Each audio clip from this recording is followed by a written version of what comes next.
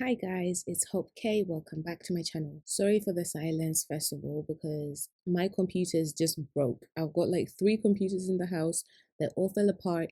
Life has been trying me, you guys. But I finally got a replacement. That is only just a replacement, so it could literally go any minute. When I tell you I was so prepared for 2024 to be my year, but the way it's trying me, anyway, I refuse. It's still going to be my year. Today we've got another video and I'm just gonna let it play and we'll come back and we'll talk about it.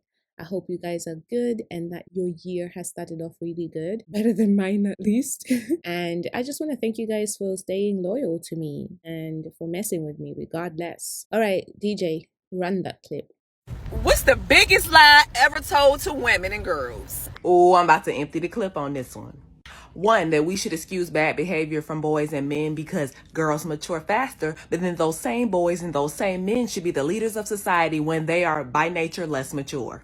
2, that being modest and classy will protect you from being disrespected and degraded. 3, that traits like ambition, strength, logic are masculine. 4, that we should find all of our validation in being married and having children.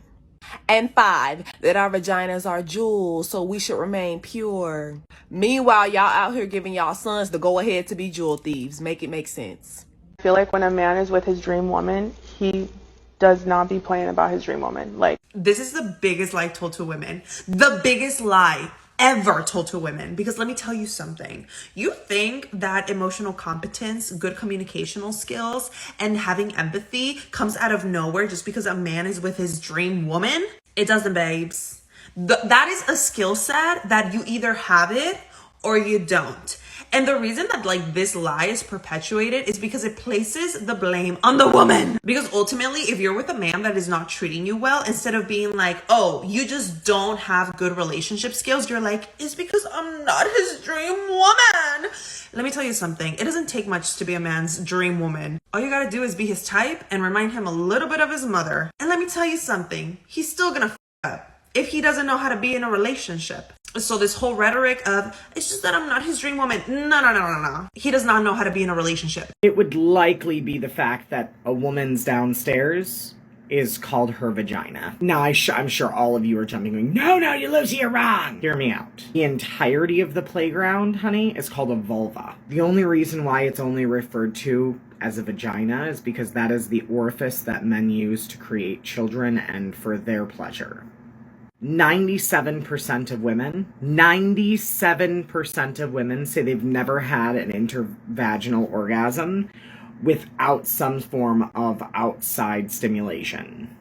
So that means to refer to your sex organ as the part that pleases men, it's no different than saying that we're basically just accompaniment, that we are there for their pleasure. So, biggest lie, it's called a vulva. The God is male, or that man was made somehow closer to God than women. Right? Because that's the fundamental lie the whole patriarchy is based on. That God made man first and woman was just an afterthought because he was lonely. That a woman's whole purpose for existence is to be a glorified assistant. And even though it clearly states in the good book that God is not a man that he should lie, that God is a spirit, there are no male and female in Christ, some religious folk still propagate the idea that there are secondary citizens in heaven. Or on earth now, because remember, on earth as it is in heaven. And if that's the case, why is there more earthly evidence that women came before men? When you consider the oldest skeleton on earth was a black woman. When you consider how chromosomes work. I'm just saying now, y'all invest a whole lot of time in convincing the world that Eve was the reason for the fall of man. That's a whole lot of guilt. Same type of guilt that make a woman stay in an abusive relationship. Same type of guilt that make a woman think it's her fault for being sexually assaulted. Same type of guilt that make a woman want to marry any man she can now because that's her cover. This is going to be pretty controversial, so I'm ready for people to fight me.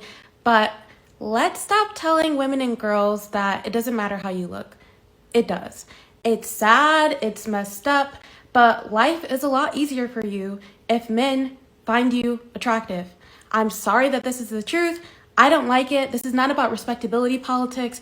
And in an ideal world, everybody would look at people for what's on the inside, right? But that's not how reality is. In reality, women who are deemed to be pretty have a better time in life. Do what you want with that information.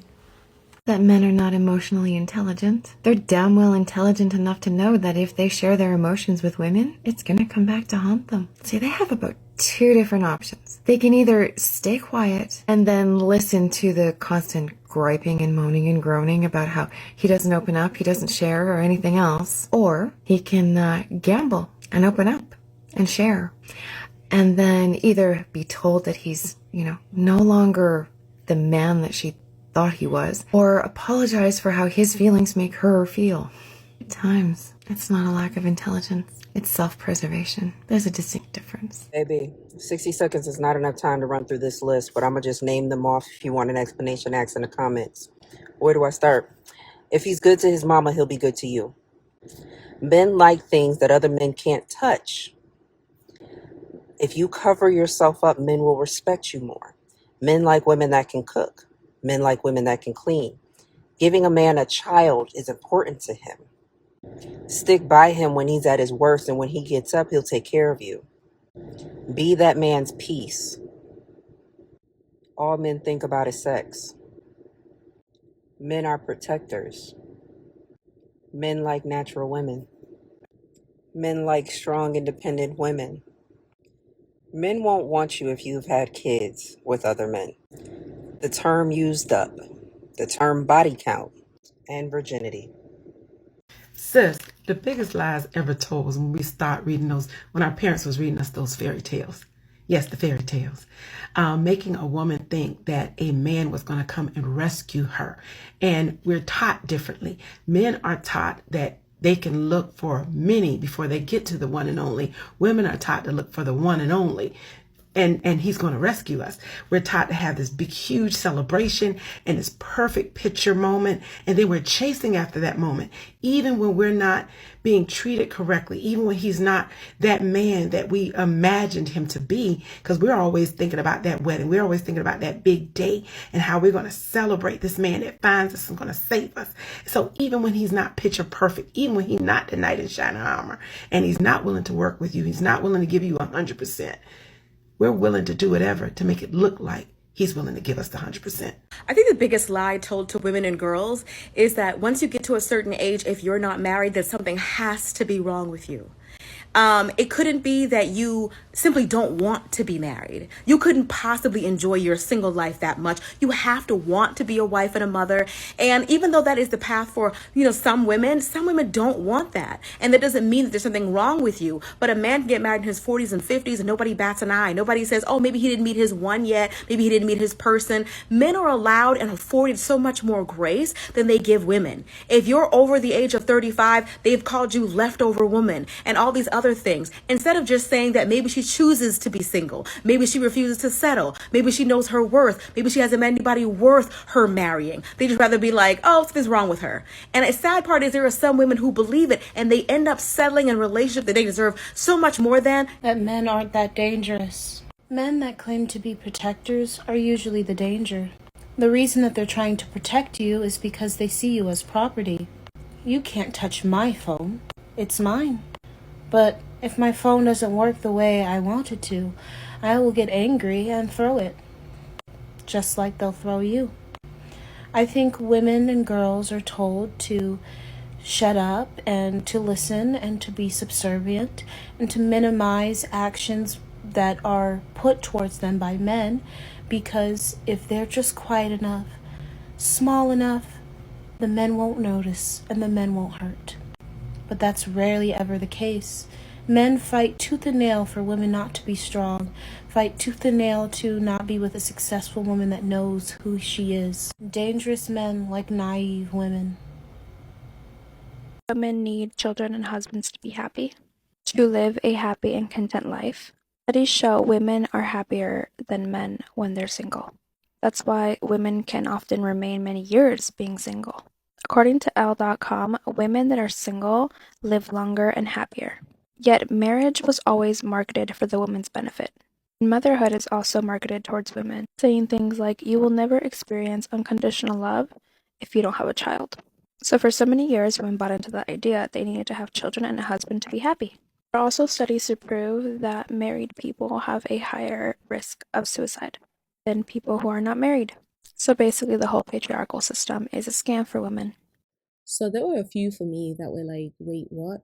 especially the one about genitalia. I was today years old when I found out that it's the whole vulva. Like, it's so crazy that we don't know that. That is wild. Like, just drop it in the comment section below if you knew as well, or if this is like the first time you're learning about it. I just found that very interesting. My own personal favorite is the fact that, you know, when you were growing up in the playground and the little boys would be mean and cruel to you, and everyone would say, oh, it's because he likes you. Then, you know, in high school, they would still be mean and they would tell you yet again that it's because he's in love with you. And this stuff really starts from the home. Like, I've heard people who have brothers, whether they were younger or older and stuff, their brothers are their bullies. They would treat them so badly. The parents will excuse it with boys will be boys. And then you learn that boys are aggressive, you learn that boys are mean, but obviously that's your brother, that's your blood. So if they're treating you like that, if they claim that they love you, you're more likely to believe it. So if in your house they're treating you this way, the boys outside treat you the same, why would you think that there's something wrong with this? You wouldn't. You would carry on living your life thinking that they treat you mean because they care about you, because they love you. But that is simply not true. So let's stop doing that. Those of us who have children, young children that we're raising, let's not tell our little girls that this is a normal thing that boys do and accept that that's what it is. And if that really is what it is, then little boys maybe should learn to fight other little boys and not their sisters or other little girls. Like, it's so weird. I really don't know how I feel about it. All I know is that stuff is not true and it's messed up. It needs to stop. But yeah, what do you guys think? Let me know your thoughts as always in the comment section below. I'm always interested to hear what you guys think and have to say. So yeah, please go ahead and let's get the discussion popping. Until next time, remember to be safe out there. There's a whole bunch of crazies and some of the crazies are in your house. Until next time, cheerio.